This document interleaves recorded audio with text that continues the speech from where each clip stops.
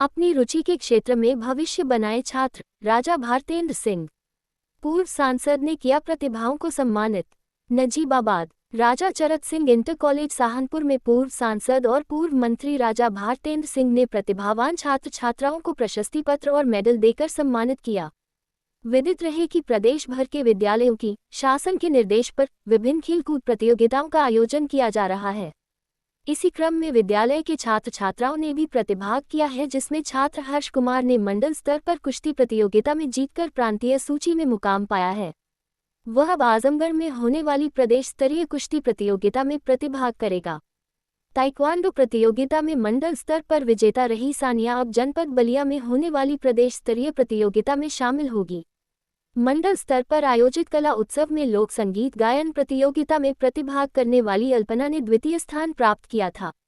इसके अलावा भी कई अन्य विद्यार्थियों ने जिला और मंडल स्तर पर आयोजित प्रतियोगिताओं में भाग लिया था। मंगलवार को विद्यालय में पहुंचकर विद्यालय के अध्यक्ष, पूर्व सांसद और पूर्व मंत्री राजा भारतेंद्र सिंह ने प्रतिभावान विद्यार्थियों को प्रशस्ति पत्र और मेडल और मिठाई का पैकेट देकर उनका उत्साहवर्धन किया। अपने संबोधन में पूर्व सांसद ने कहा कि छात्र छात्राओं को अपनी रुचि के क्षेत्र में आगे बढ़ना चाहिए।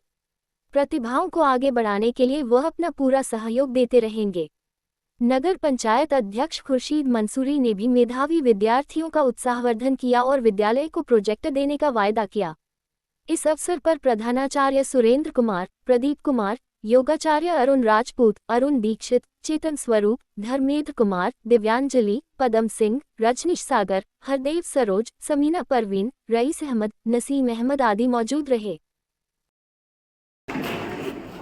हमारे विद्यालय के वरिष्ठ अध्यापक माननीय सुरेंद्र जी, हमारे प्रधानाचार्य प्रदीप जी और दिव्यांजलि, अरुण जी और हमारे बीच पधारे हमारे मुख्य अतिथि हमारे चेयरमैन साहब और यहाँ पर उपस्थित आप सभी बच्चों, आप सबको बहुत बहुत बधाई।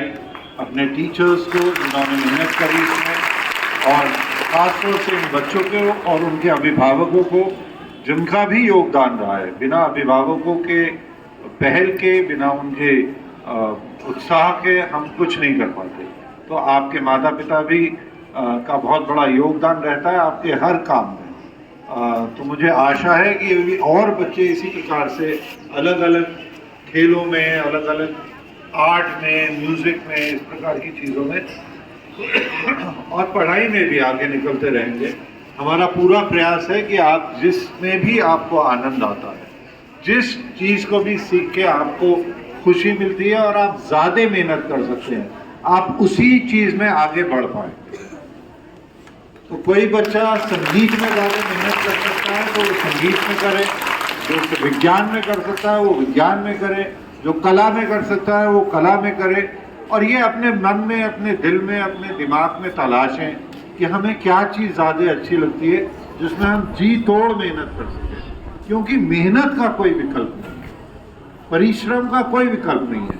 मेहनत तो करनी पड़ेगी, अगर आप उस काम में और भी मेहनत कर लेंगे जो आपको हृदय से अच्छा लगता है।